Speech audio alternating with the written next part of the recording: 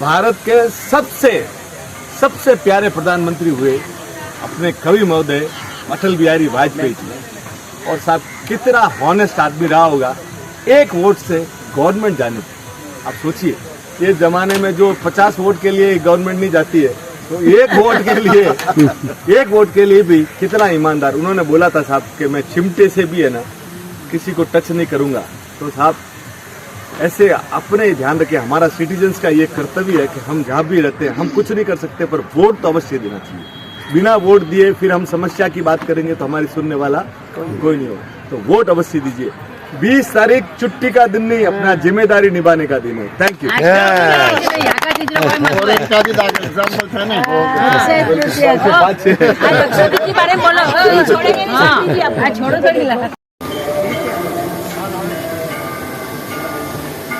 बीस मई, इसको आप छुट्टी का दिन मत मानिएगा, इसको उस दिन ये मानिए जिम्मेदारी निभाने का दिन। उस दिन वोट अवश्य दीजिए।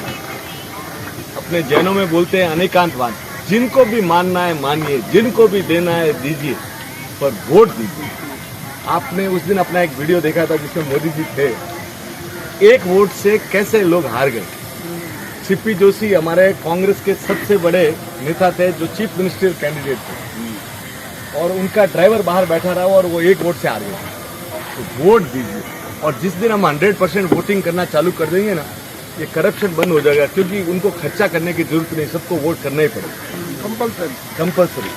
33 देश ऐसे हैं जहाँ पे वोटिंग कंपल्सरी है, और सिंगापुर जैसे में तो अगर आप वोट नहीं देते हो ना तो आपके ऊपर फाइन है। इसलिए वोट दीजिए बॉस। Thank you. और भी वापसी का भी दाखला था ना, जरा वो दो तो अच्छा भाई।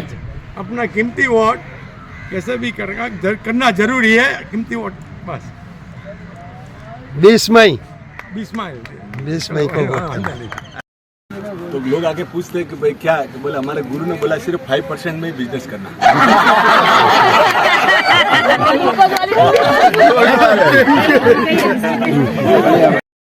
Yes gold. Okay Please vote, everybody please vote. That's it. आप सब लोगों से मेरी अपील है कि 20 तारीख को छुट्टी का दिन न समझ करके बड़ी संख्या में जा करके अपना मतदान कीजिए, वोट कीजिए। वोट जरूर कीजिए, चाहे किसी को भी कीजिए, लेकिन वोट जरूर कीजिए। धन्यवाद।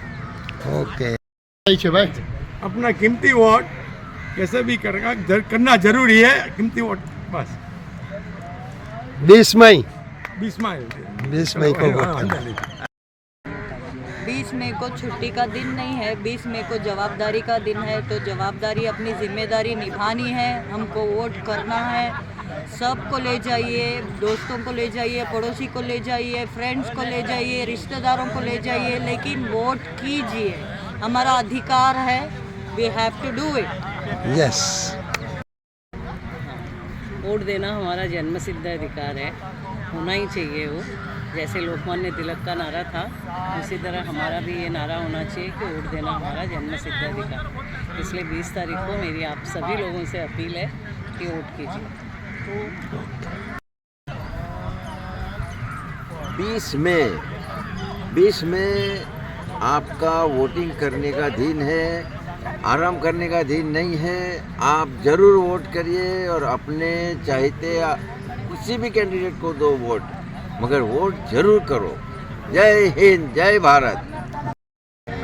Everybody please vote on the 20th of May, Monday को सभी वोट करने को आना। It is for the betterment of our country, so everybody please come and vote. Thank you. Okay. 20 मई हम सबको 20 मई को हम सबको वोट करने को जाना है। हमारी पवित्र फर्ज है, वोट देना है। और अभी समय ऐसा आ गया है, भारतीय संस्कृति के लिए मोदी जी को 400 पार कराने का ही है। ये हमारा सभी का संकल्प है। युवा ने और बुजुर्ग सबको वोट करना है। बहनों और भाइयों सबको वोट करना है। यस गोल गोल गोल अक्षय तृतीया की जय आपको। यस पेट में छुपा के रखना। वाले ने गोल दिया है। या माला माल वाह आज जो भी गोल्ड लेना है गोल्ड खरीद लेना, नहीं तो गोल्ड पार्ले जी गोल्ड, नहीं तो कुछ भी नहीं है तो Amul gold, yes Amul gold ले लेना। ओके मत देना हमारा पवित्र फर्ज है। आप किसी को भी वोट दो, लेकिन वोट देना जरूरी है।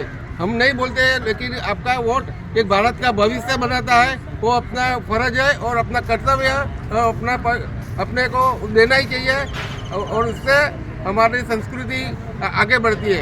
एक वोट पूरा इतिहास बदल देता है और एक वोट अच्छी जगह जाता है तो पॉजिटिव होता है, बुरी जगह जाता है तो नेगेटिव होता है। क्यों हुई मालूम है? वहाँ पे डिसाइड करना था कि फ्रेंच रखना है कि इंग्लिश रखना है, और एक वोट से तो आज आप वहाँ जाते हो तो इंग्लिश बोलते।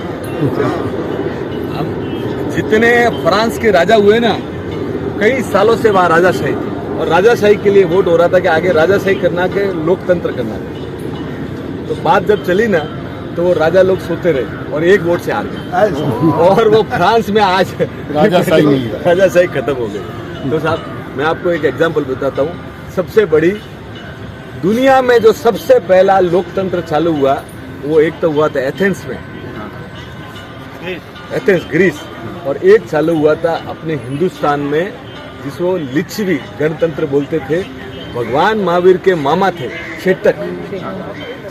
चेतक महाराजा, और भगवान उन्होंने उस समय हमारे यहाँ महापद थे, महाजनपद, और उस समय लिच्छवी गणराज्य में बाकायदा वोटिंग होती थी। तो हमारे यहाँ लोकतंत्र हजारों साल से, तो हमारे यहाँ ये तरीका, और कहते हैं कि भगवान महावीर ने उसकी अनुशंसा की।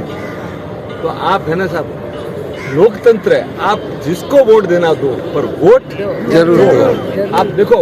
और दूसरा, चुनाव आते रहेंगे जाते रहेंगे, चुनाव आते रहेंगे जाते रहेंगे, आप अपने रिश्ते खराब मत कर लेना। आप अपने रिश्ते खराब, बहस में हो सकता है आप जीत जाओ, बहस में हो सकता है आप जीत जाओ, पर किसी का दिल दुखाने के बाद देखिए एक समय पड़ेगा, वो काम नहीं आएंगे, काम आपके दोस्त ही आएंगे। अपनी विचारधारा ठीक है, विचारों का विनय रखिए, पर उसके चक्कर में आपसी रिश्ते खराब मत करना। Thank you sir. अरे वाह वाह सर। अपने अवसर पीढ़ी काल के सबसे पहले तीर्थंकर हुए भगवान आदिनाथ, जिनके पुत्र हुए भरत, उनके नाम से इस देश का नाम भारत। उस समय की बात है, उन्होंने कई साल तक राजा रहे। इसके बाद उन्होंने दीक्षा ली और 6 महीने तक उन्होंने 6 महीने तक उपवास रखा, और उसके बाद वो पारने के लिए घूमते रहे। उसमें उनको 13 महीना लग गया, पर उनको सुपात्र दान नहीं मिला। लोगों को, साधु संतों को क्या देना है मालूम नहीं था। कोई लाता कि आप वस्त्र ले लीजिए, कोई बोलता आप सोना ले लीजिए, कोई बोलता आप अप्सराएं ले लीजिए। उनको मालूम नहीं था कि साधु संतों को क्या खिलाना है, क्या बख्शा में देना है। तो कहते हैं कि 13 महीना तक भगवान ऋषभदेव भूखे रहे। और से आज भी अगर आप हस्तिनापुर जाएंगे ना, तो वो वहाँ पे एग्जैक्ट जगह है जहाँ पे बाहुबली के पड़पोते श्रेयांश कुमार ने 108 घड़ों का, उस दिन किसान के बेटे ने 108 घड़ों का इक्ष्वाकु रस लाया था, और वो इक्ष्वाकु रस है ना भगवान को भोराया था, और भगवान ने ये अंजलि में है ना, अंजलि में वो ये लिया था। तो ये वो शुद्ध आहार था। तो आप भी साहब, और उसका मेन बात क्या है कि उनको फिर पूछा गया कि भाई 13 महीना आप भूखे कैसे रहे? तो उन्होंने सिर्फ एक बार पूर्व जन्म में एक खेत में जा रहे थे, तो एक बैल को खाता हुआ देखा, तो किसान ने पूछा मैं कैसे रोकूं? तो उन्होंने बोला मुंह पे बांध दे। तो सिर्फ 4.5 प्रहर वो बंदा रहा, उसके कारण उनको 13 महीना उपवास रखना पड़ा। तो मूल बात ये है कि साहब कर्म करते हुए बचिए, ऐसे कोई काम मत कीजिए कि 4.5 प्रहर का काम आपको 13 महीना तक भुगतना पड़े। तो साहब भावे भावना भाविए, भावे हाँ।